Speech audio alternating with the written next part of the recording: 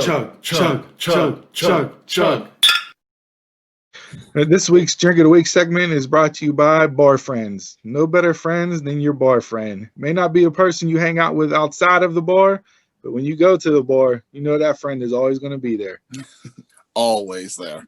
Always there. Like Cheers, they always know your name, right? This week on Drink of the Week, we got a special edition here for you guys. We got a friend from further up north near the Buffalo area from Sip Sip Chug. Welcome. Glad you can join the segment this week. How you guys doing today? Glad to be here. Yeah, glad you're able to join us. Thanks for having me on. Yeah, like we said, some back and forth on Twitter with each other. No better week to reach out to get together and do a collaboration than Bill's Steelers week. So I figure might as well have you on. We can review a couple beers here and then maybe talk some smack about the game tomorrow night. It's going to be a good one. Two good teams this year. This will be a good one. I'm sure we have a different rooting interest in this one, but yeah, obviously. So amazing beer wall of beer behind you there. We talked about that a little bit before we hit the record button, but 18 years of drinking is impressive on that wall. That's pretty amazing. Yeah, no, it's pretty solid. It's taken a lot of work and still working on it to this day. And my buddy here, he's been doing it for a long time, so it's a great backdrop. Sweet. It really is. So we got you into doing beer reviews. What have you found? More hits than misses. Do you just go out and grab random singles like we tend to do sometimes, just based off a label or name or recommendations? How do you go about reviewing your beers on your show? Basically what I do is something unique. I don't just sit in front of the camera myself and do the reviews. So basically I try and get two beers, take them to the streets, take them to the people, let them decide. They don't know they're going to be drinking beer. They don't know they're going to be on the spot. So I'm just going up to random folks at the beach. I'm going up to them on the streets. When they're coming off their boats, all kinds of stuff. Nice. I can find people. And basically my beer selection, I try and get two beers that are similar. I try and include some of the local stuff to try and get some awareness for the local breweries and awesome. Just kind of see what people like. Nice. It's a good gimmick. I like that. Yeah, it's a little bit, I guess, compared to what people are normally doing. I thought, I didn't want to get stuck up in the herd, so I kind of tried to do it a different angle. Yeah, no, that's definitely something that would be smart to do. When we just started a couple months ago. I think we just recorded our 15th episode, so a little over 3 months. And obviously with COVID, can't really venture out to do much more outside of the box thinking with stuff right now. PA just went back down on semi-shutdown last night.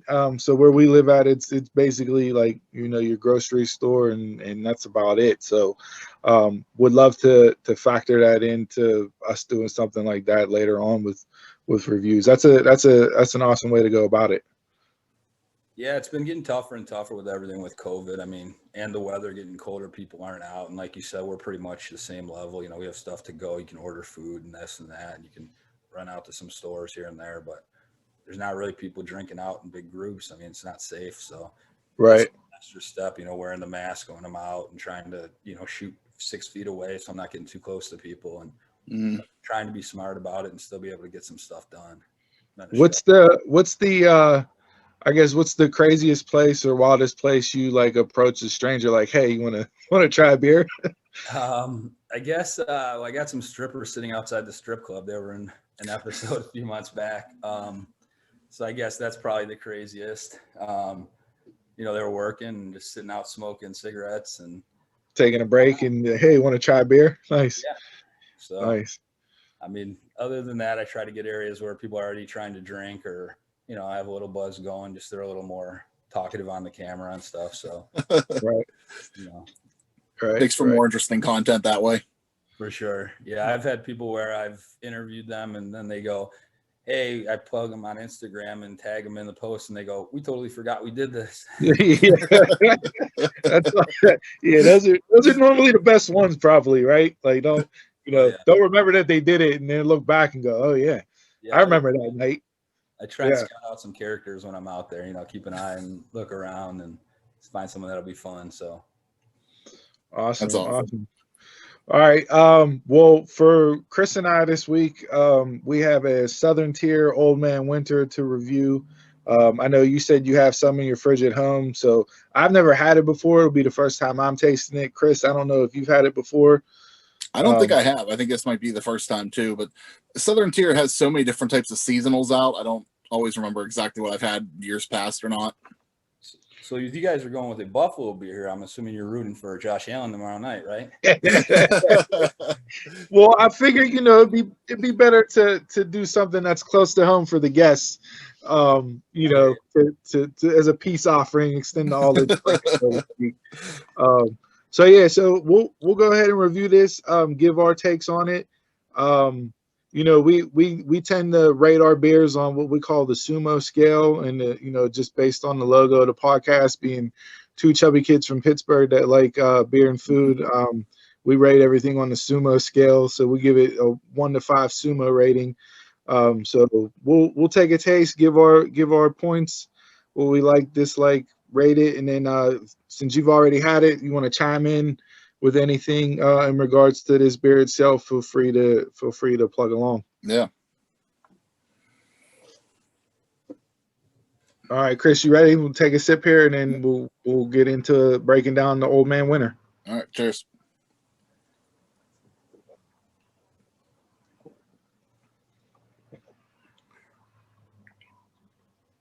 I mean, it's good beer.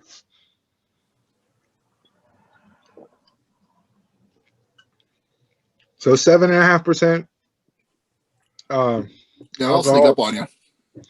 Yeah, they'll definitely sneak up on you. Southern Tier tends to, you know, they normally will be on the higher side, alcohol content. But you know, like we talked about last week, Chris, with beers that have a higher alcohol content, sometimes they'll come off and be bitter, or you know, like kind of taste like you're drinking a shot, where like ruins the beer. Obviously, with this, you don't have that at all. No, I'm a big Southern Tier fan. I like a lot of their stuff. So I'm not always a big fan of winter warmers in general, but I like this. You know, the flavors aren't overpowering. I think they're actually pretty subtle. Like everything's not really just hitting you, but with the 7.5%, that's coming off pretty mild too. You're not getting that burn. No, not at all. I mean, to me, it's smooth. It's crisp. I like it a lot. It's definitely your typical winter flavored style beer. You know, so when it's 10 degrees outside and you come back in from shoveling snow, you know, grab Old Man Winter for sure, and you'll be right in the season. The issue that I see with this, like you said, it's cool, it's crisp, it's really light. You know, it's not heavy at all. So at 7.5%, I feel like I could pretty quickly pound a 6-pack of this. And, you know, luckily there's no holiday parties with anybody this year, or, you know, you could really make some happy hours fun. Yeah, this definitely this is a beer where, like, you know, our friends up there in Buffalo with Bill's Mafia, you know, you'll stand up after drinking 6 or 7 of these and feel like you just jumped through a table. There you go. Yeah, no, Southern Tier, they always make strong beer. They want to put you on your butt for sure. That stuff's totally drinkable. The Old Man Winter, you can get in trouble with that. Yeah. Got a little nutty taste with a little smoke to it. It goes down. Yeah, I was not expecting it to be as smooth as it is. No. That's I think, you know, so far, you know, I've as far as like winter beers, my typical, like your Sam Adams winter lager. I know this year they brought out the holiday white ale that's really smooth that I enjoy drinking. I was drinking that over Thanksgiving, but this I'll add this into my bag the rest of the year for sure, or at least while it's still out. Did you guys get your hands on any of the Southern Tier 2 Xmas?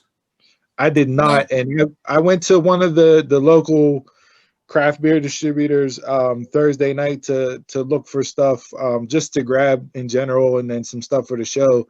But I did not see that in the store. That's actually what's that one like? In our beer battle, that's the latest beer battle we just released on Thursday. So they take on the Harpoon Winter Warmer. You Okay. can check it out on YouTube, Sip Sip Chug on YouTube. Way to Yeah, plug. Good job. you're gonna have to check there and figure out which one wins. I can't give away too much on it, but you can tune in there on YouTube. This guy's a real professional, folks. He don't mess around. Got the plug-in and the tease to go see who wins the matchup. But no, definitely go check that out for sure. I think I've had the 2X Christmas before, but I don't remember much about it, so I'd like to check that again. One of the ones from Southern Tier that I really want to try that I haven't really seen around here, but my friends have had it, and I don't know if I need to go to Southern Tier here in Pittsburgh to pick it up, is the 3 times IPA. Okay. I've heard that'll really get you there. Yeah, I think what is that, like 11.5% or something like that? Yeah. Well, that's like drinking Mad Elf. Yeah. Like drinking a Trug's Mad Elf. Like that's The Southern Tier likes to make them strong. They're not worried. I'm cool with that. Yeah. Oh, I have no problem. It gets a lot of snow down there, like you said. The shoveling beers, you got to stay warm. absolutely. And this isn't the first time we've done a Southern Tier seasonal on the Drink of the Week segment. So it falls in line again with being one of the better beers that we've tasted and reviewed since we started the show. So this is much better than the cold pressed pumpkin, though. Much yeah, better. yeah, much better for sure. But yeah, so Chris, sumo scale 1 to 5, what do you rate in the Southern Tier Old Man Winter? I think I'm gonna give this one a 4. Pretty solid beer, easily drinkable, good flavor. Yeah, I like it. I'll stick with that assessment. I'll also grade this out at a 4. Like I said, it's definitely one that I'm going to add into my collection. As far as what I'm going to be drinking over the upcoming holidays with Christmas and New Year's, and into the winter. So if you haven't had it before, go out and get it. Southern Tier Old Man Winter, one of the better ones that we've tried and reviewed. Yeah. I definitely add that into your winter drinking special there. So for Sip Sip Chug over there, I see you got a can of something that you've been tasting as we've gone through the review. What do you got from, I guess, a local brewery up there? Yeah, it's Community Beer Works, The Whale. It's Brown ale. You can see there's little whales. Nice, good can, nice can. Yeah. So actually, this beer is 2017 best beer in New York State, best craft beer, the Governor's Cup Award. Nice. 17. So the local brewery here, Community Beer Works, they make a lot of great beers. They're on a real small scale, but a lot of delicious stuff.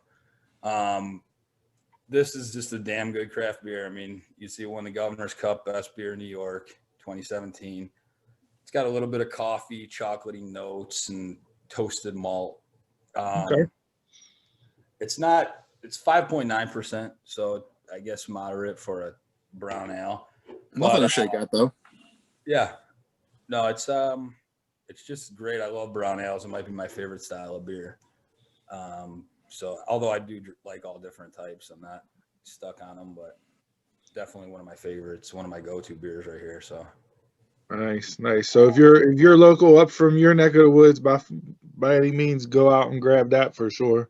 Yeah, anyone in the 716, they might be out in 585 Rochester, New York area.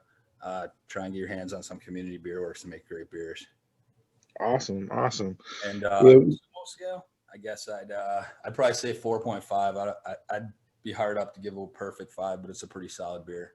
Oh, nice. There we go. That high praise. We only had we had what, Chris? I think one beer I gave a 5 to. Yeah, right? Was that the whole hog pumpkin that we gave the 5 to? Yeah, the whole hog pumpkin ale was the one that we reviewed that I gave it a 5. So that's 4.5 is definitely up there with the top end beers that we've reviewed for sure. So yeah, I'd be leery to give anything a 5 because I'm sure there's always something better out there. So it's tough. Exactly.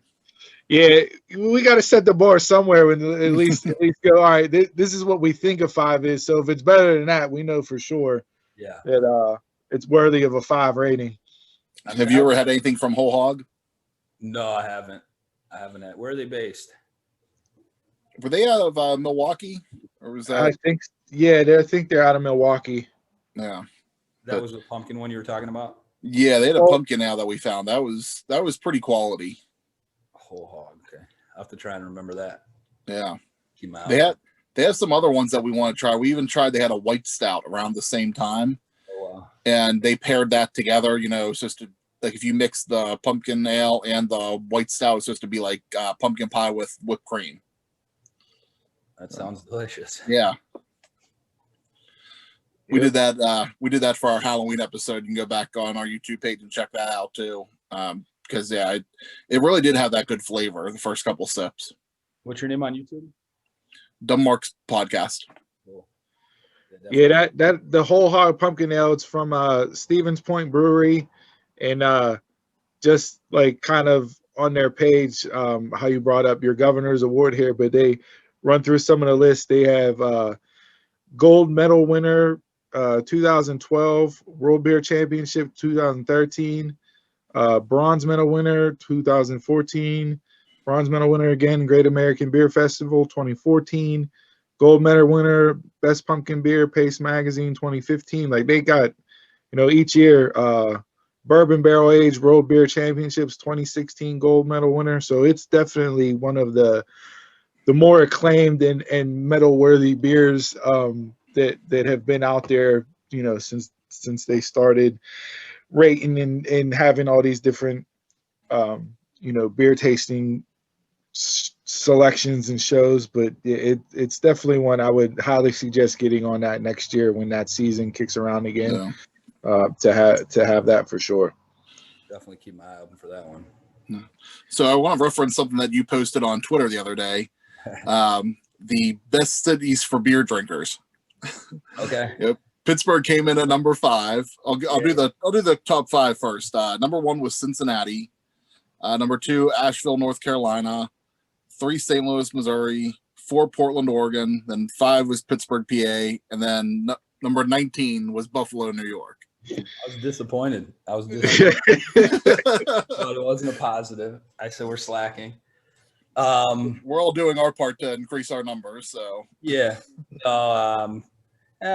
Well, hopefully we'll keep growing and get more breweries and stuff. I think it was based a lot on, you know, price of beer and beers that were brewed locally and stuff like that. Versus they had you know, like your price of a pint, how many breweries per 100,000, you know, a couple other things as far as their criteria. But yeah, like it was definitely interesting. It was an interesting article to read and look through. I mean, you know, the breakdown on Pittsburgh, there was 24 craft breweries in Pittsburgh, which ranked 23rd overall. It had more than 30 bars per every 100,000 residents. So I know in the local town that we grew up in, we used to do a bar crawl, and there was about 30 bars in the local town. So like you could literally start on one side of town, walk all the way around to the other. And by the time you got to the last bar, it was a rough night. Like so there's definitely, you know, bars are all over the place. The average price for a pint in Pittsburgh was $4, which was tied for 81st overall. So it's just interesting to read when you look at these cities and everything, as far as where you're paying the most for a beer, where you're most likely to find a bar or a brewery. Definitely a good read, good plug. I enjoyed reading the article. Yeah, I love all kinds of data, especially when it's about beer. So I had to share that with everyone, just get an idea. Everyone can look at their own city. I got a lot of people from Buffalo here, so it was geared towards that. But yeah, I mean, you guys are 5 this year. We're coming for you next. So yeah. All right. Well, with that being said, let's get into the matchup tomorrow night. Steelers Bills, 11-1 Steelers traveling up to Buffalo to take on the 9-3 Bills. Yep. So you got first place in the NFC East. I will say this. Whenever the schedule first came out beginning of the year, and you know, any typical football fan, they'll go down and go win, loss, you know, try to figure out where your team's going to finish at. I had this game as a loss. I'm not gonna lie. You know, Buffalo came in and beat the Steelers. I think it was last year in Pittsburgh. Um, you know, the Bills were up and coming team last year. I liked what they got going on. I thought the addition of Diggs coming into Buffalo this year would help out that offense a lot, and he's been just an absolute beast. He's really turned Josh Allen around. Like, it's crazy to think of Allen's progression from year 2 to year 3 with the addition of Diggs. So Steelers are coming in banged up. They got a lot of people out for this game, especially on the defensive side of the ball. It doesn't bode well. I think they're down to 2 inside linebackers at kickoff with no subs. So it's going to be, it may be a long night for my black and gold, as much as I hate to say it, but it's not looking too good. Yeah, I mean, you guys took the loss last week, first one of the season. I mean, Dolphins were out there celebrating. I saw Larry Zonka popping champagne. Yeah. Like, when is that going to stop? Like, I mean, come on. Hey, Really? Like, Like, go undefeated and shut them up. it'll never be done. It's too hard. Like, you know, I didn't see the Steelers going undefeated this year. As much as people were talking about it, especially as it got like to game 9, game 10. I just like, to me, it's just, there's too much parity in the NFL to go undefeated nowadays. You're not gonna have that. Yeah, So, and whatever, you don't know, tomorrow half the team could get COVID. This year, right, so it's a tough. right. Look, you're juggling guys in and out, even if they're at the bottom of the lineup. It's still, you're juggling guys in and out. Special teams plays down, whatever it may be, even if it's not a big star. But I don't know. No, that factored in for us last week. You know, Boswell, our kicker, goes out. We sign a kicker, and Tomlin won't run him out there for a field goal, and then, you know, that could ended up costing us a game. Yeah, I think it was one they went for. It was only Fourth like and some yard. Yeah. Yeah, it's 45-yard field goal. He wouldn't run him out there. So, yeah, it's a crazy season. You can make it. all right. So, what do you? I mean, obviously, you think the Bills are going to win tomorrow night? Diego against the Bills tomorrow night. Yeah, no, not at all. I know we dealt with the Patriot, quote unquote, dynasty here in Pittsburgh, and they, besides Baltimore, it's probably the second most hated team in Pittsburgh. I couldn't imagine like being a Bills fan or any team in the NFC East for the last 20 years and just going, maybe we'll get a wild card. Like, that had to be rough. Just knowing automatically Patriots are the cream of the crop. Yeah, and now Brady's gone. I mean, feels like a weight's been lifted off their shoulders, and you know, the Patriots aren't the same. The Bills, like you said, Josh Allen really developed, and he's got more weapons with Diggs. Beasley stepped up great this season, and I think Allen stepped up with his accuracy. I know he's been working on some motions and stuff like that, and really kind of, you know, not living off the natural talent forever like he has, and kind of trying to be elite in this league. You have to. You can't just go off your natural talent, because there's so many talented guys out there. You really have to take it to the next level. And John Brown's not even played this year, and he was considered, you know, it could have been their best receiver last year. Mm. So that's another weapon for them that hasn't seen the field much. Yeah, and then the running backs. I mean, Moss fumbled last week and didn't get another carry, so we'll see here. I know Pittsburgh's weak at the linebacker position right now. See if they can take advantage of that with the run game. Yeah, we'll have to see. Sunday Night Football. I mean, glad it's not a 1:00 in the afternoon game. I know people in Buffalo love them over here, but you know, it's nice that you can show off on national TV, and the Bills are on prime time every game this month. So Right. It's just great to show off the city of Buffalo. Now, do you or have any of your friends from Bills Mafia, do you know personally, has jumped through a table? Yeah, I know people. When did that become a thing? Like, I remember it like maybe a couple years ago, like it really took off, like, Yeah. oh, hey, this is what people of Buffalo do. But I'm like, has that always been the case, or did that just like recently start? No, I think it's been the case for a while. I mean, just people horsing around, wrestling. I know even before Bills Mafia, I remember there was a group called Bills Army, and they would have bus and that was painted like Zubas and have Hulk Hogan up on top wrestling people in Bills jerseys, and they'd be smashing them through stuff. So I don't know if that's where it started, or it's been going on for, I'd say, 20 years at least. Oh wow, I didn't know it was that long. That's like, you know, besides that, the only other, I guess, wrestling town / tradition that I can think of that's on that level, it's people jumping through tables, is, you know, West Virginia with lighting couches on fire after wins. Like, and we're not that far from West Virginia either. So like, Hey, and Pittsburgh was doing that for a little bit too. It got up to and into Oakland with Pittsburgh, University of Pittsburgh, and they started lighting couches on fire too. yeah, that was just a copy of what West Virginia was doing. That wasn't organic. Like, it wasn't original to the Panthers.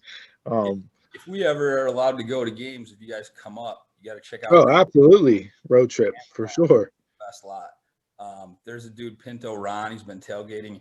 I don't even know how long, like since the 80s or something. He's been to every game, home and away.